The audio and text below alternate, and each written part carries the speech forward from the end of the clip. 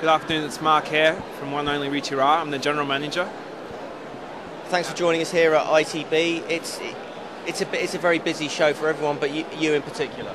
Yeah, certainly. We're meeting all our business partners from around the world, and obviously we in the Maldives have a great following from Europe, traditionally out of the UK and right through Germany into Spain and Italy over many years. And recently Russia has really picked up a lot for us. So our key markets are here today, and we're speaking to those really high-end partners. Now you mentioned Russia there as one of your new markets. As well as Russia, which are the other markets you see as emerging and a lot of potential for growth over the coming decade? Definitely countries around Russia, Kazakhstan and partners like that, you can see them emerging and coming up. And they've got a lot of high-end travelers within that country that understand luxury, and they're following in that trend. Emerging other markets for us is definitely India and China and Australia. The strength of the Australian dollar is we've seen those luxury travelers come out and spend as well, so they are emerging. Now, what's the one and only definition of luxury? Good question. We, amongst many thousands of resorts around the world, we focus one only on normal cliches, you might say, but we do have some wonderful assets in our resort, particularly one only Reethi Rah. We focus on the luxury of privacy and intimacy, and we provide that in an amazing surroundings. We have 130 villas on a beautiful one very large island, so the space that we have between one villa and another is the luxury, coupled with the restaurants and facilities we have.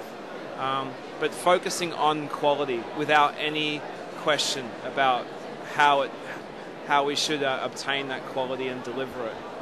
And that quality was reflected at the recent World Travel Awards, where you won a host of accolades. Yeah, certainly. I mean, it's recognised in the industry, one and only. You see, the name itself would be or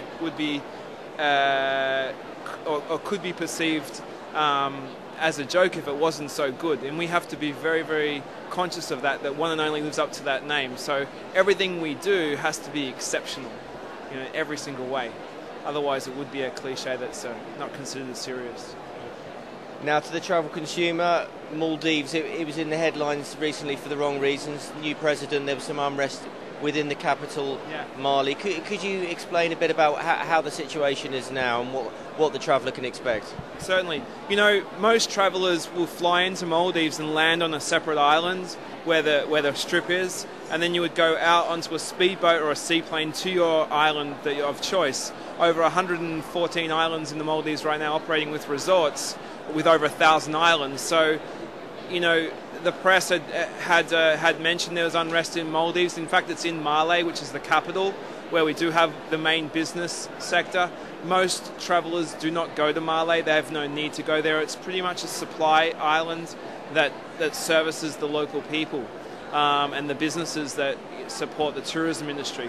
So therefore, the message is business as usual. Fly in, go out to your island, enjoy your 10 days of luxury, and then come back home. None of the airline or the airport was affected at all, so there's been no unrest in the sense of a travel experience. We need to let everyone know about that today as well. Okay, Mark, well, thank you for joining us here at ITB. All right, thanks for your time.